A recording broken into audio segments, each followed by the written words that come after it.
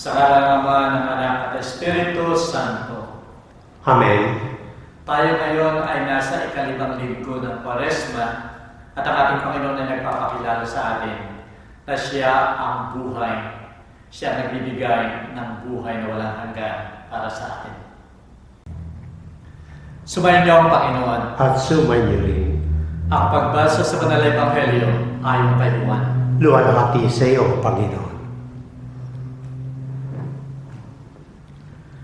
Nang panahon yun, ang magkapatid na sina Maria at Marta ay nagpasabi ng ganito kay Jesus, Panginoon, ang minamahal mo ay may sakit.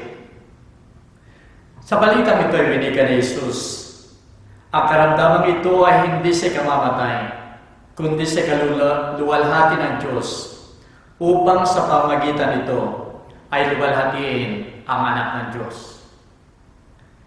Mahal ni Jesus si Marta, ang kapatid na babae nito at si Lazaro. Nang mabalitaan niyang may sakit ito, nagpalumagak pa siya ng 2 araw sa puok na iyon.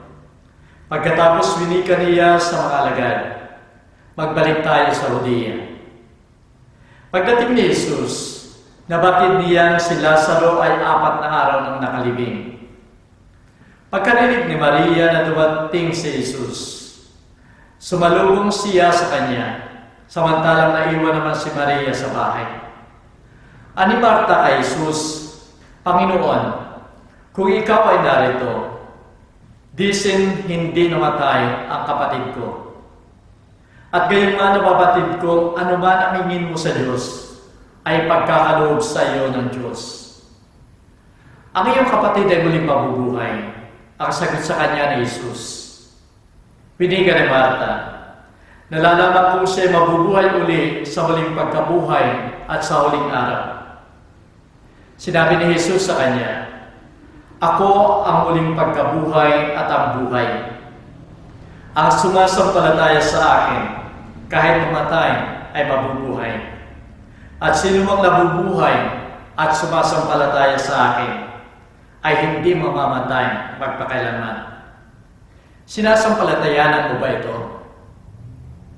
Sumagot si Marta, Oo, Panginoon, sumasampalataya ako na ikaw nga ang Kristo, ang anak ng Diyos na naparito sa daigdig. Itinanong ni Jesus, saan ninyo siya inilagay? Winigan nila sa kanya, Halika, Panginoon, at iyong tingnan.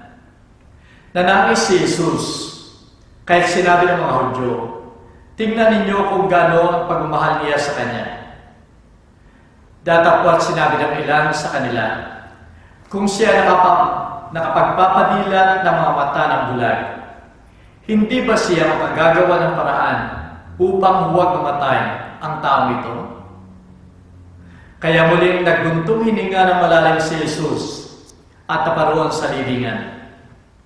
Ito ay isang yungib na tatatakpan ng isang bato. Ani Jesus, alisin ninyo ang bato. Sinabi ni Marta na kapatid ng namatay, Panginoon, mabaho na, sapagkat 4 na araw na siyang patay.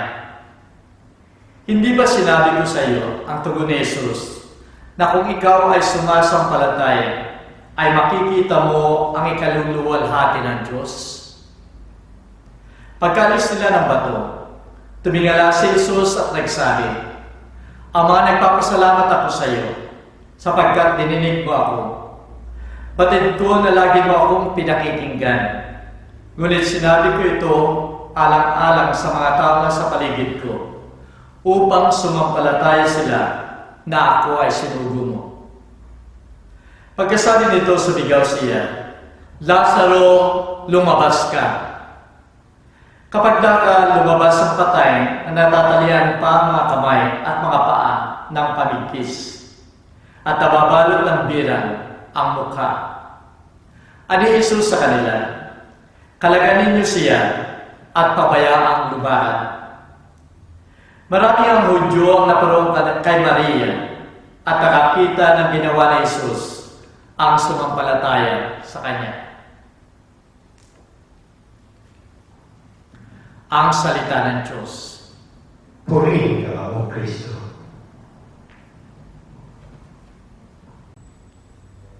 Minamahal ko mga kapatid sa pananampalataya. Ang dami ko nang ginawang funeral masses. Ang dami ko nang pinuntahang service ng paglilibing sa sementeryo. At ang dami ko nang karanasang nakita na pakinig. Yung iba ay nakakatawa, yung iba ay nakakalungkot. Yung iba naman ay nakakaawa. Yung iba ay halos kawalan ng pag-asa. Sa isang libing, habang ibinababa yung kabaong sa libingan, ay nag-i-hysterical, sumisigaw, umiiyak yung babaeng asawa. At ang sabi niya, hindi ko kayang ako ay iyong iwan. Hindi ko kayang palakihin ang ating mga anak. Hindi ko kayang mabuhay nang wala ka. Nais ko lang sumama sa iyo. Nais ko lang ako rin ay sumama sa hukay mong yan. At dahil sa kanyang kapapadya, sa kanyang pagiging hysterical at pag-iyak, siya nadulas papunta doon sa libingan. At dahil sa pagdulas na ito, bigla siyang tumigil. Siya lumingon sa likuran niya, likuran. At pagalit na sinasabi, bakit ka ako'y tinulak? Minamahal ko mga kapatid, katulad ng babaeng ito na nawala ng pag-asa, natakot. Ang dami rin mga namatayan na nawala na ng halaga ang kalang buhay. Napabayaan ang kalang sarili. Mayroon namang namatayan na dahil sa kanilang pananampalataya ay lalo silang kumapit sa Diyos. Dahil wala silang matumuhan o kaya ay mapagsabihan ng kalang hirap na nadarama. Sa Diyos sila humihingi ng lakas at tulong. Kaya lalo silang napapalapit sa ating Panginoon. Mayroon namang namatayan na patuloy na sinisisi nila ang ating Panginoon. Sinisisi sapagkat nananalangin sila na huwag mamatay ang minamahal sa buhay. Subalit, natungo rin sa kamatayan. Sa lahat ng ito, minamahal kong mga kapatid, ang Ebanghelyo ay may sagot sa pamagitan ng karanasan ni Jesus ang ating Panginoon, ni Maria, ni Marta, at ni Lazaro. Katunayan, naroon ang kalungkutan. Kahit ang ating Panginoon ay nanangis doon sa harap ng libingan o sa libingan ni Lazaro. Kung titingnan natin ang reaksyon ni Marta nang dumarating ang ating Panginoon at sinalubong niya, naroon ang paninisi sa ating Panginoon. Sinabi niya, Panginoon, kung narito ka, hindi sana namatay ang aking kapatid. Alam natin na nagpadala na sila ng balita sa ating Panginoon na may sakit pa lamang noon si Lazaro. Pero ang ating Panginoon ay hindi dumating. Siya nanatili ng 2 araw pa kung saan siya naroon at hindi siya pumunta kanila Marta upang pagalingin si Lazaro. Kaya-kaya niya yun. Ang layo lamang niya ay halos 5 kilometro lamang. At maaari naman na pwede siyang pumunta doon, maglakad 1 o 2 oras, pagalingin niya si Lazaro. At pagkatapos kung may importante siyang ginagawa, ay muli siyang bumalik upang gawin yon. Pero hindi siya pumunta at pinagaling si Lazaro. Kaya naroon ang paginanakit ni Marta. Pero sa kabila ng paginanakit na ito, naroon pa rin ang kanyang pananampalataya. Sinasabi niya sa Panginoon, gayon man Panginoon, alam ko na lahat ng hingin mo sa Diyos ay ipagkakaloob sa iyo ng Diyos. At dahil sa pananampalatayang ito, dito nagsimula ang isang himala. Sinabi ng ating Panginoon, ang iyong kapatid ay muling mabubuhay. Alam natin at napakinggan, minamahal kong mga kapatid, na sinabi ng ating Panginoon bago mangyari ang lahat ng ito. Nang mabalitaan niya na si Lazaro ay may sakit, sinabi niya na ang karamdaman ni Lazaro ay hindi mauwi sa kamatayan, kundi sa ikaluluwalhati ng Diyos. At dahil sa pamamagitan din ito, ay luluwalhatiin ang anak ng Diyos. Dito nga ay pinatunayan na ang Diyos ay may kapangyarihan sa kamatayan, may sagot sa kamatayan, kayang lampasan ang kamatayan, sapagkat kaya niyang buhayin ang isang tao na namatay. Ang Diyos lamang ang may kapangyarihan nito. Minsan ay may dumating sa akin at may nagsabi na may darating na isang pare na kaya niyang maggamot. Pumunta na siya sa iba't ibang bansa. At dito sinabi niya sa akin kung ilan ang kanyang napagamot, kung kailan ang kanyang napagaling. Iba't ibang pangyayari, iba't ibang pagkakataon. At sa bandang huli ay sinabi niya sa akin, alam mo, Father, siya ay bumuhay din ng patay. Kaya't pinatigil ko siya at binigyan ko siya ng correction. Sinabi ko sa kanya, ang Diyos lamang ang may kapangyarihan na bubuhay ng patay. Minamahal ko mga kapatid, sa himalang ito na ginawa ng ating Panginoon, pinatunayan niya na siya ay may kapangyarihan bilang anak ng Diyos, na siya ay hindi lamang ordinaryo na manggagamot, na kapagpapagamot, gumagamot ng mga may sakit, kundi kaya niyang buhayin ang isang patay. At dahil sa kapangyarihan ito, siya ay tunay na Diyos. Sa panahon ng kalungkutan at kamatayan, manalig tayo kay Jesus. Nasa Kanya ang ating pag-asa. Sapagkat siya ang nagsasabi, ako ang buhay at muling pagkabuhay.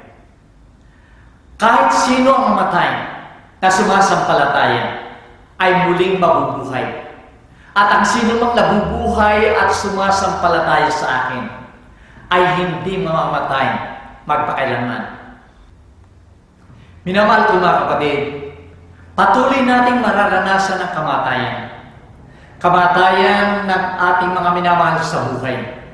Kamatayan ng ating mga kaibigan.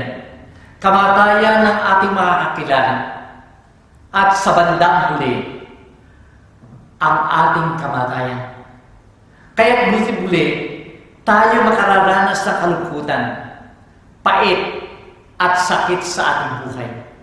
Subalit bilang mga Kristiyano na tagasunod ng ating Panginoon, tayo ay manalig sa Kanya. Tayo ay umasa sa Kanya na nangako ng muling pagkabuhay. Itong muling pagkabuhay ay naranasan niya. Nalampasan niya ang kamatayan at nagkaroon siya ng muling pagkabuhay, kaya't maaari niyang ipangako sa atin sapagkat ito ang kanyang nalampasan at naranasan.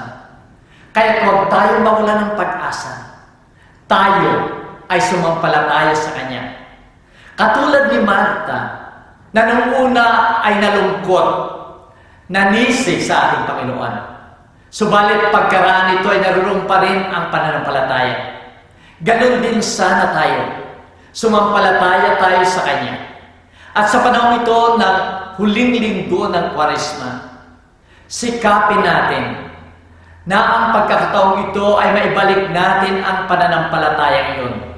Sapagkat ang paraan lamang ito, makakasama natin ang ating Panginoon sa Kanyang pagpapasa ng cross hanggang kamatayan. Sapagkat kung dito niya nakamtan ang Kanyang tagumpay at kaluwalhatian, ito rin ay makakamtan natin. Minamahal ko mga kapatid, ito ang ating daan tungo sa ating kaluwalhatian at buhay na walang hanggan. Minamahal ko mga kapatid, kayo ay aking inaanyayahan na pagkatapos ng blessing ay tingnan ninyo yung announcement, lalo-lalo na ng mga taga rito sa Sydney. Yung announcement ng schedule ng mahal na araw. At kung makakaya rin lang ninyo, makiisa kayo sa mga schedules na yun. Sumayin niyo ang Panginoon. At sumayin rin. Sa pagkakataong ito ay nagpapakilala sa atin ang ating Panginoon na siya nagbibigay ng buhay at lakas sa atin. Sana sumampalataya tayo. Huwag tayo mawala ng pag-asa sapagkat si Jesus lamang ang tunay nating lakas. At naway pagpalain kayo ng makapangyarihan Diyos, Ama, Anak, at Espiritu Santo. Amen. Humaya tayo matayapan. Salamat sa Diyos.